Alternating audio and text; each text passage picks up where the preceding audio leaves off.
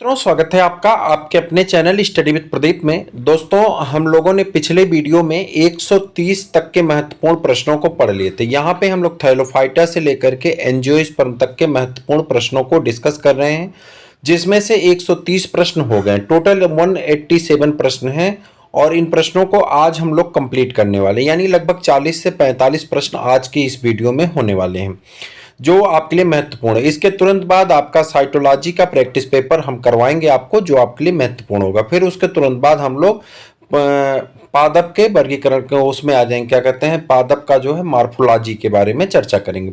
चलिए पहले यहाँ पे देखते हैं पहला प्रश्न आज की श्रृंखला का पहला प्रश्न कि 130 क्वेश्चन नंबर का, द्विनिषेचन क्रिया होती है यानी डबल फर्टिलाइजेशन की क्रिया किसमें होती है? शैवालों में नहीं होती, ब्रायोफाइटा में नहीं होती, टेरिडोफाइटा में नहीं होती, आवृतबीजी पौधों में यानी जो एंजियोस्पर्म है इसमें द्वि फर्टिलाइजेशन की क्रिया होती है। द्वि फर्टिलाइजेशन क्या होता है? आप सबको पता है कि जो मेल गैमीट होता है इसमें दो कोशिकाएं होती हैं। जब पॉलन ट्यूब बनता है, एक जनरेटिंग सेल होती है यानी जो जनरेटिंग सेल और दूसरी न्यूक्लियस की सेल, और जो फीमेल का ओवा होता है यानी ओव्यूल होता है, यहाँ पे मैं बनाता हूँ, जो फीमेल का ओव्यूल होता है इसमें तीन कोशिकाएं प्रतिमुख यानी एंटीपोडल एंड पे, तीन कोशिकाएं सिनर्जिड एंड पे पाई जाती है और बीच में एक कोशिका होती है जो कि कैसी होती है, जिसे ध्रुवीय न्यूक्लियस कहते हैं।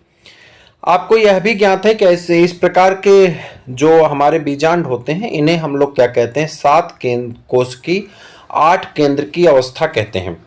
इस अवस्था में जब पहला पॉलन ट्यूब आता है तो पॉलन ट्यूब एक यहाँ की अंड कोशिका से निषेचन करके और जाइगोट का निर्माण कर देता है। यह जाइगोट का बनना सिनगेमी कहलाता है या फर्टिलाइजेशन कहलाता है। मामला है अब इसके बाद दोहरे फर्टिलाइजेशन में, तो इसी में पाया जाने वाला दूसरा जो जर्मिनेटिंग सेल होती है दूसरी वाली, तो वो क्या काम करती है? वो चली जाती है किसके पास?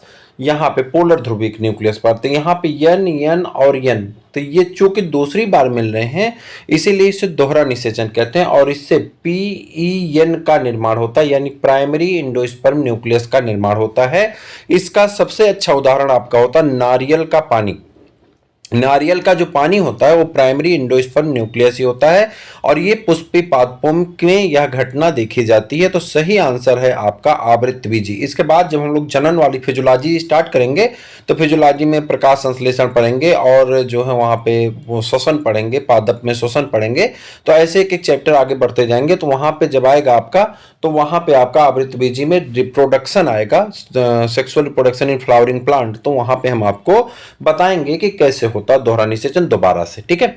उसके बाद यहाँ पा जाते हैं आवृत बीजियों में भ्रूणपोष होता है। अभी मैंने आपको बताया कि भ्रूणपोष जब 3 यन यानी 2 ध्रुवीय न्यूक्लियस के यन मिल जाते हैं, और मतलब ये हैप्लॉइड होते हैं, दोनों यन और यन मिल जाते हैं, और एक जो पॉलन ग्रेन में पाया जाने वाला मिल जाता है, तो तीनों मिलकर के किसका निर्माण करते हैं? ट्रिप्लॉइड स्ट्रक्चर, जो कि PEN बनाता है। इसी को प्राइमरी एंडोस्पर्म न्यूक्लियस कहते हैं या हिंदी में भ्रूणपोष कहते हैं। तो कैसा होता है ये पूछ रहा है, तो इसका सही आंसर आपको देना है। इसका सही आंसर क्या हो जाएगा? अधिकतर क्या होते हैं? ट्रिप्लॉइड होते हैं। चूंकि इसके अलावा सदैव नहीं होंगे, अधिकतर पौधों में त्रिगुणित होते हैं, तो सदैव वाला आंसर गलत होगा, अधिकतर वाला आपका सही होगा, ठीक है। आवृतबीजी पौधों में निम्न में से कौन सा अधिक विकसित लक्षण है, यानी कौन से ऐसे लक्षण हैं जो ज्यादा विकसित हैं, उसी को आपको बता देना है। आपको इसका आंसर करना है ज्यादा विकसित लक्षण कौन सा है, ये आपको बताना। 132 का आंसर देना है। यहाँ आप देखेंगे अधोवर्ती अंडाशय, द्विपार्श्वी सममित, पुंकेसरों व अंडकों की संख्या में कमी, ये सभी लक्षण। तो सही आंसर आपका क्या होगा? तो आप कहेंगे ये सभी लक्षण जो हैं ज्यादातर कहाँ पाए जाते हैं? आवृतबीजी पौधों में पाए जाते हैं। अधोमुखी अंडाशय होता है, द्विपार्श्वी सममित पाई जाती, पुंकेसरों व अंडकों की संख्या में कमी होती, ये सभी लक्षण कहाँ देखे जाते हैं? आवृतबीजी में देखे जाते हैं। 5 जगत वर्गीकरण का प्रतिपादन किसने किया था? आपसे पूछा जा रहा है 5 जगत वर्गीकरण का प्रतिपादन किसने किया था, ये आपको बताना। लीनियस ने, व्हिटकर ने, लैमार्क ने और ट्रेविरेनस ने, तो किसने 5 जगत सिस्टम का क्लासिफिकेशन प्रतिपादन किया था, ये आपका प्रश्न है। और ये आप सब जानते हैं कि आर्य छुटेकर के द्वारा 1969 में 5 जगत वर्गीकरण दिया गया था, जिस वर्गीकरण में प्रथम जगत, ये बहुत आसान है और सबको पता है, प्रथम जगत आपका मोनेरा होता है, मोनेरा में सभी प्रोकैरियोटिक आते हैं। द्वितीय जगत आपका प्रोटिस्टा होता है, प्रोटिस्टा में सभी एक कोष की यूकैरियोटिक आते हैं। तीसरा जगत कवक होता है, यूकैरियोटिक हेटेरोट्रॉपिक प्लांट आते हैं। और उसके बाद चौथा जगत जो है आपका पादप का होता है, पादप में क्या पाए जाते हैं, यूकैरियोटिक होते हैं, मल्टीसेलुलर होते हैं। और ये जो है इसमें ऑटोट्रॉपिक प्लांट आते हैं। और लास्ट में तो जंतु जगत है, तो आप जानते हैं। आवृतबीजी पादप में मादा युग्मकोद्भिद होता है। मादा युग्मकोद्भिद क्या होता है ये बताना है आपको। आवृतबीजी पादप में मादा युग्मकोद्भिद की कैसा होता है, यानी क्या होता है, ये आपको बताना है। इसका आंसर होगा, उसे भ्रूण कोष कहते हैं। क्या कहते हैं, मादा युग्मकोद्भिद को क्या कहते हैं, भ्रूण कोष कहते हैं। लीनियस का पादप वर्गीकरण क्या था। लीनियस का पादप वर्गीकरण जो है आपका, आप कहेंगे नेचुरल, लीनियस का पादप वर्गीकरण क्या था, नेचुरल था यानी प्राकृतिक था, कृत्रिम था, या जात वृत्ति था, या आधुनिक था। तो लीनियस का पादप वर्गीकरण जो था वह कृत्रिम था। कैसा था, कृत्रिम नेचर था, आर्टिफिशियल। ये है आपका नेचुरल सिस्टम ऑफ क्लासिफिकेशन, ये है आर्टिफिशियल, और ये है फाइलोजेनेटिक। तो जो लीनियस है, लीनियस का कैसा था, कृत्रिम था, और हमने आपको एक वीडियो के माध्यम से इसे बताया है। वनस्पत विज्ञान के जनक हैं, यानी वनस्पत विज्ञान का पिता किसे कहा जाता है, तो आपको इसका आंसर करना है। वनस्पत विज्ञान का पिता कहा जाता है थियोफ्रेस्टस को। वनस्पत विज्ञान का पिता किसे कहते हैं, थियोफ्रेस्टस को कहा जाता है। पुमंग व जायांग के बीच स्थित पर्व को क्या कहते हैं, पुमंग और जायांग के बीच स्थित पर्व को कहते हैं। आपको बताना, पुमंग और जायांग के बीच स्थित पर्व को क्या कहा जाता है। पुमंग और जायांग के बीच स्थित पर्व को गायनोधर कहते हैं, जायांग धर कहते हैं, यानी ग्वाइनोफोर के नाम से जाना जाता है।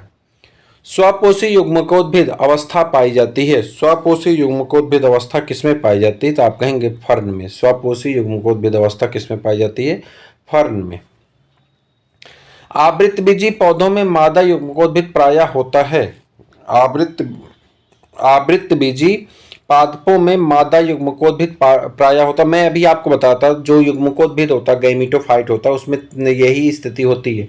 3 कोशिकाएं एंटीपोडल एंड पे, 3 कोशिकाएं सिनर्जिड एंड पे, बीच में 2 कोशिकाएं, 1 कोशिका और 2 न्यूक्लियस। इन सब में अपने अपने न्यूक्लियस हैं। ऐसी स्थिति में इसकी संख्या जो हो जाती है 7 कोश की 8 केंद्र की अवस्था पाई जाती है।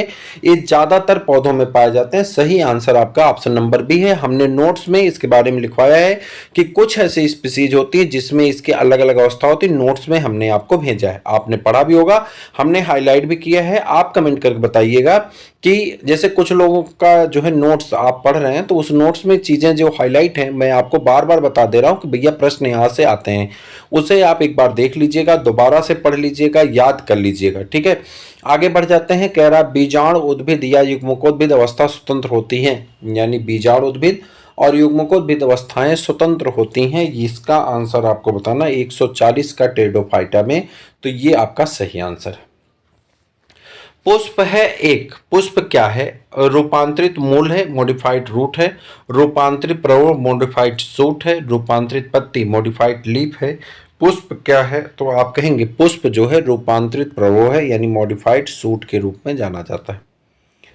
आवृत बीजों में 7 कोश की व 8 केंद्र की मादा युग्मकोद्भिद भ्रूणपोष से तात्पर्य क्या है। कह रहा 7 कोश की और 8, यहाँ पर ढूंढना है आपको, मैं डायरेक्ट आंसर बता दे रहा हूँ। 7 कोश की मतलब 3 कोशिकाएं जो है आपके एंटीपोडलिन यानी प्रतिमुख कोशिकाएं होंगी, 2 कोशिकाएं आपके ध्रुवीय केंद्रक में, और 3 कोशिकाएं आप, 1 कोशिका अंड कोशिका और 2 सहायक कोशिकाएं होंगी। अब इसमें से आपको ढूंढना है सही आंसर आपका क्या हो जाएगा। तो इसका सही आंसर आपका यहाँ पर देखिए दिया गया है, 3 प्रतिमुख कोशिकाएं, 2 ध्रुवीय केंद्रक, 1 अंड कोशिका और 2 सहायक कोशिकाएं पाई जाती हैं। तो सही आंसर ये, पहली बार अंड कोशिका मिलकर के सिनगेमी यानी फर्टिलाइजेशन की क्रिया करता है, दूसरी बार ध्रुवीय केंद्रक से जो है दूसरा पॉलन ग्रेन का जो न्यूक्लियस होता है वो आकर के मिलता है और क्या बनाता है, प्राइमरी एंडोस्पर्म न्यूक्लियस बनाता है। पृथ्वी पर आवृत बीजी पौधों की प्रभाविता डोमिनेंस का सफलता का वर्णन कारण क्या है। पृथ्वी पर आवृत बीजी पौधों की प्रभाविता वह सफलता का कारण क्या है, आपको इसका आंसर बताना। इसका सही आंसर क्या हो जाएगा? इसका सही आंसर हो जाएगा कि यहाँ पे अधिकांश में पत्तियों का चौड़ा और चपटा होना सही, संवहन मंडलों का अधिक विकास होना सही, पुष्प और फलों का विकास होना ये भी सही। ये सभी लक्षण इसके होते हैं। पुष्प को पत्ती युक्त प्ररोह से निम्न आधार पर पृथक किया जा सकता है। पुष्प को पत्ती युक्त प्ररोह से निम्न आधार पर पृथक किया जा सकता है। किस आधार पे? तो ये आपको आंसर बताना किस आधार पर पृथक कर सकते हैं। तो इसका आंसर हो जाएगा 144 का आंसर बताइए। परिमित यानी डिटर्मिनेट वृद्धि में, अपरिमित यानी इनडिटर्मिनेट वृद्धि में, पुष्प की स्थिति में, इनमें से कोई नहीं। तो इसका सही आंसर है परिमित यानी डिटर्मिनेट वृद्धि में ऐसा होता है। हिस्टोरिया प्लांटेरम नामक पुस्तक लिखी थी। हिस्टोरिया प्लांटेरम नामक पुस्तक किसने लिखी थी? तो किसने लिखी थी? थियोफ्रेस्टस ने लिखी थी। किसने? हिस्टोरिया प्लांटेरम पुस्तक किसकी है? थियोफ्रेस्टस की है। पादप वर्गीकी का जनक, पादप वर्गीकी का जनक, फादर ऑफ टेक्सोनॉमी किसे कहते हैं? फादर ऑफ टेक्सोनॉमी कहा जाता है जो है, आप बताएंगे, लीनियस को। फादर ऑफ टेक्सोनॉमी किसे कहते हैं? लीनियस को। स्पीसीज प्लांटेरम नामक पुस्तक लीनियस द्वारा किस सन में लिखी गई? स्पीसीज प्लांटेरम नामक पुस्तक लीनियस द्वारा किस सन में लिखी गई? ये आपको बताना। 147 का सही आंसर क्या होगा? स्पीसीज प्लांटेरम की पुस्तक लीनियस के द्वारा कब लिखी गई? तो ये लिखी गई थी 1753 ईस्वी में। कब लिखी गई? 1753 ईस्वी में। लीनियस ने पौधों को कितने वर्गों में विभाजित किया था? लीनियस ने पौधों को कितने वर्गों में विभाजित किया था? तो लीनियस ने पौधों को 24 वर्गों में विभाजित किया था। बेंथम तथा हुकर ने पौधों को कितने कुलों में बांटा है? बेंथम तथा हुकर ने पौधों को कुल कितने कुलों में बांटा है? बेंथम तथा हुकर ने पौधों को कुल 202 कुलों में बांट दिया है। The family of flowering plant, हमने पुस्तक का नाम आपको वहां पे लिखवाया है, नोट्स में भी दिया है। नामक पुस्तक निम्न में से किसके द्वारा लिखी गई थी? The families of flowering plant नामक पुस्तक निम्न में से किसके द्वारा लिखी गई थी? एंगलर तथा प्रांटल के द्वारा, हचिंसन के द्वारा, थियोफ्रेस्टस के द्वारा या लीनियस के द्वारा? आपको सही आंसर बताना है। हचिंसन के द्वारा लिखी गई थी। आगे आ जाते हैं। हचिंसन नामक वनस्पति शास्त्री ने आवृतबीजी पौधों के कितने गण वर्तमान में कुल बनाए हैं? 241, 411, 518, 611। सही आंसर क्या हो जाएगा? ये सब प्रश्न आपके पूछे नहीं जाते हैं, फिर भी मान लीजिए यहां पे है 411। पौधों का प्राकृतिक वर्गीकरण प्रतिपादित किया था। चलिए, कृत्रिम वर्गीकरण पीछे हमने बता दिया था लीनियस, अब यहां पे आ गया प्राकृतिक वर्गीकरण, किसने दिया था? अब आप बताइए। और जस्ट नीचे लगा है आपका फाइलोजेनेटिक वर्गीकरण भी। तो पहले बताइए कृत्रिम वर्गीकरण किसने प्रतिपादित किया? तो जल्दी बता दिया, आसान है। बेंथम तथा हुकर ने कृत्रिम वर्गीकरण, प्राकृतिक वर्गीकरण को दिया था। जात वृत्ति पद्धति पर वर्गीकरण से तात्पर्य क्या है? जात वृत्ति पद्धति पर वर्गीकरण से तात्पर्य क्या है? पौधों को पुष्पों की समानता के आधार पर वर्गीकृत करना, पौधों को उनकी विकासी वृत्ति के आधार पर वर्गीकृत करना, पौधों की बढ़ती जटिलता के आधार पर वर्गीकृत करना, पौधों को बाह्य आकृति के आधार पर वर्गीकृत करना। सही आंसर आपका क्या है? 143 का बी आपका हो जाएगा। पौधों को उनकी विकासी वृत्ति के आधार पर वर्गीकृत करना, ये आपका सही आंसर। पौधों के वर्गीकरण में पुष्पों के लक्षण बहुत महत्वपूर्ण है, क्योंकि पौधों के वर्गीकरण में पुष्पों के लक्षण बहुत महत्वपूर्ण हैं। ऐसा क्योंकि आपको बताना है ऐसा किस लिए होता। तो 154 का आप सी बता दिए। वर्धी या कायिक भागों की अपेक्षा पुष्प अधिक संरक्षित होते हैं। वर्गीकरण की कृत्रिम पद्धति प्रतिपादित की। वर्गीकरण की कृत्रिम पद्धति किसने? आप देखिए, आपका पहले आ गया कौन सा जो है कृत्रिम पद्धति, यहाँ पे भी कृत्रिम पद्धति है, तो ये तो लीनियस ही हो जाएंगे। कृत्रिम पद्धति किसने दी थी? लीनियस ने। और उसके बाद आ जाते हैं भारत के विभिन्न हर्बेरिया में निम्न में से किस वनस्पति शास्त्र का वर्गीकरण प्रचलित है? भारत के अलग अलग हर्बेरियम की अगर बात करें तो कौन सा वनस्पति शास्त्र का जो वर्गीकरण वहाँ पे चलता है? वहाँ पे वर्गीकरण जो चलता है वह चलता है बेंथम और हुकर का। किसका चलता है? बेंथम और हुकर के वर्गीकरण के हिसाब से वहाँ पे रखा गया। लीनियस ने वर्ग क्रिप्टोगेमिया में रखे हैं। लीनियस ने वर्ग क्रिप्टोगेमिया में पौधों को रखे हैं, ऐसे पौधे जो पौधे पुष्पहीन पौधे होते हैं। सबसे बड़ा हर्बेरियम कहाँ है? सबसे बड़ा हर्बेरियम जो है वो कहाँ है? तो सबसे बड़ा हर्बेरियम है royal botanical garden, Kew, England में। Royal botanical garden, Kew, England में। हचिंसन द्वारा दिया गया वर्गीकरण है, हचिंसन द्वारा दिया गया वर्गीकरण है जात वृत्ति पद्धति का। चलिए आपका फाइलोजेनेटिक वाला तीनों हो गए। पहला कृत्रिम लीनियस, उसके बाद बेंथम और हुकर ने प्राकृतिक, और हचिंसन ने जात वृत्ति। तीनों आपको याद रखने, तीनों में से एक प्रश्न आपको पक्का मिलेगा, ये गारंटी। कृत्रिम पद्धति में पौधों को वर्गीकृत किया जाता है, कृत्रिम पद्धति में पौधों को वर्गीकृत किया जाता है, किसके आधार पर वर्गीकृत किया जाता है आपको ये बताना है। तो आप कहेंगे जो है इनमें से कोई नहीं, अनेक आकार की, इनमें से कोई नहीं। ठीक है, आगे। एक भारतीय महान वर्ग की वनस्पतिज्ञ थे सदाशिवम, हचिंसन, जॉर्ज बेंथम और सेंटा पाओ। कह रहा भारत के जो है प्रसिद्ध जो है कौन थे? सेंटा पाओ वर्ग की ये टेक्सोनॉमिस्ट थे। निम्नलिखित कथनों को पढ़िए और उसके बाद दिए गए प्रश्नों के उत्तर दीजिए। जैसे लीवरवर्ट यकृत मांस और फर्न में युग्मकोद्भिद स्वतंत्र जीवी होता है। अनावृत बीजी और कुछ फर्न विषम बीजाणुक होते हैं। फ्यूकस, वाल्वाक्स और एल्ब्यूगो में लिंगी प्रजनन अंड युग्मनज से होता है। लीवरवर्ट का युग्मकोद्भिद मांस के बीजाणुद्भिद से बड़ा होता है। पाइनस और मार्केंसिया दोनों एक लिंगाश्रयी होते हैं। अब आपको इसका आंसर बताना है। 162 का सही आंसर होगा। कह रहा है निम्न में से कितने कथन सही हैं? तो आपका सही आंसर हो जाएगा 162 का जो है वो हो जाएगा आपका 3 कथन सही हैं, 2 कथन गलत हैं। कारा का उभय लिंगाश्रयी पादप दर्शाता है। कारा एक प्रकार का एल्गी है, इसका उभय लिंगाश्रयी क्या दर्शाता है ये आपको बताना है। तो वो दर्शाएगा ऊपर की ओर अंड धानी और नीचे की ओर पुंधानी एक ही पादप पर पाए जाते हैं। ब्रायोफाइटा और टेरिडोफाइटा में नर युग्मक के अभिगमन के लिए किसकी आवश्यकता होती है? ब्रायोफाइटा और टेरिडोफाइटा में नर युग्मक के अभिगमन के लिए यानी चलने के लिए किसकी आवश्यकता होती है? तो वहां आवश्यकता होती है जल की।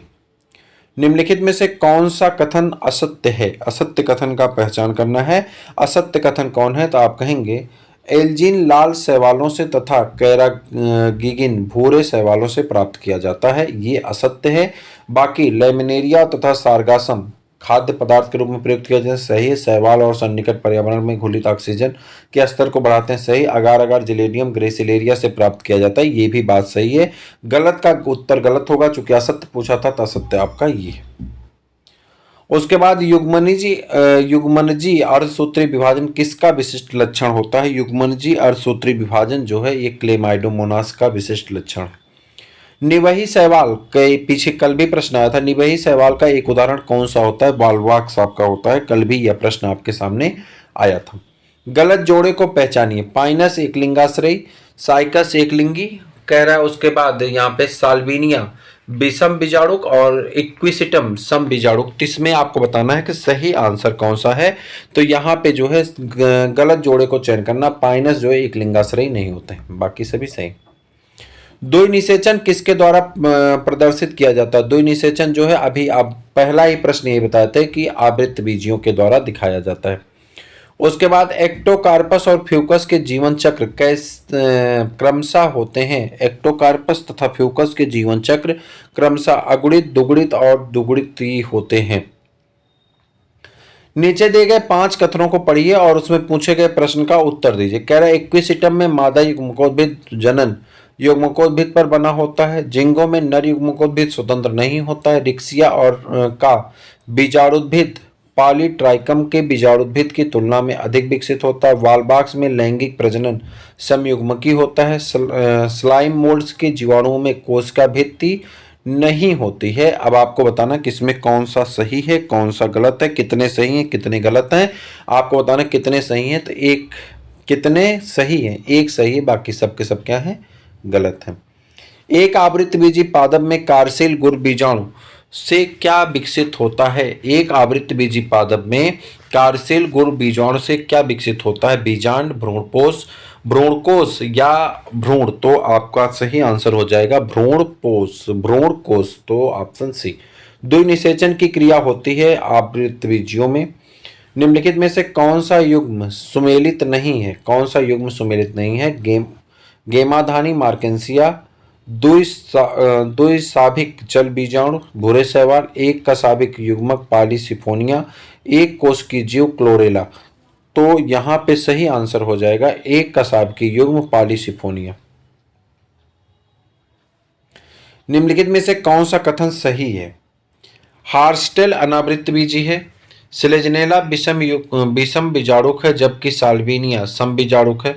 अनावृत बीजियों में बीजांड अंडाशय भित्ति द्वारा परिबद्ध आवृत होता है। साइकस और सिड्रस दोनों में साधारणतः तने अशाखित होते हैं। तो सही आंसर हो जाएगा यहाँ पे सी, अनावृत बीजियों में बीजांड अंडाशय भित्ति द्वारा परिबद्ध यानी आवृत होते हैं। विकासात्मक दृष्टि से जनक बीजाणुभिद में मादा युग्मोद्भिद के साथ विकासशील तरुण भ्रूण को कुछ समय के लिए धारण करना पहली बार किसने देखा गया? तो किसमें देखा गया? तो 176 का सही आंसर हो जाएगा आपका टेरिडोफाइटा में। निम्नलिखित में से कौन सा कथन गलत है? कौन सा कथन गलत बताइए। वायराइड्स में प्रोटीन आवरण का अभाव होता है। विषाणु अनिवार्य रूप से परजीवी होते हैं। विषाणुओं में संक्रामक संगठन प्रोटीन आवरण होता है। प्रियॉन्स में अनियमित मुड़ी हुई प्रोटीन्स होती हैं। अब आपको इसमें बताना है कौन सा कथन गलत है, उसका आंसर आपको बताना है। तो उसका आंसर हो जाएगा यहाँ पे विषाणुओं में संक्रामक संगठन प्रोटीन आवरण होता है। और इसके बाद दो प्रश्न आपके बचते हैं जिसका आंसर आपको नीचे दिया गया है। तो ये था आपका थैलोफाइटा से लेकर के आवृतबीजी तक का पूरा प्रश्न। आपको 179 प्रश्न हमने कराए जिसमें 177 हमने आपको बताए हैं। दो प्रश्न आपके लिए छोड़ दिया गया है, आप जरूर पढ़िएगा, अपने मित्रों को शेयर करिए। अगले वीडियो में फिर मिलते हैं, तब तक के लिए इजाजत दीजिए। जय हिंद।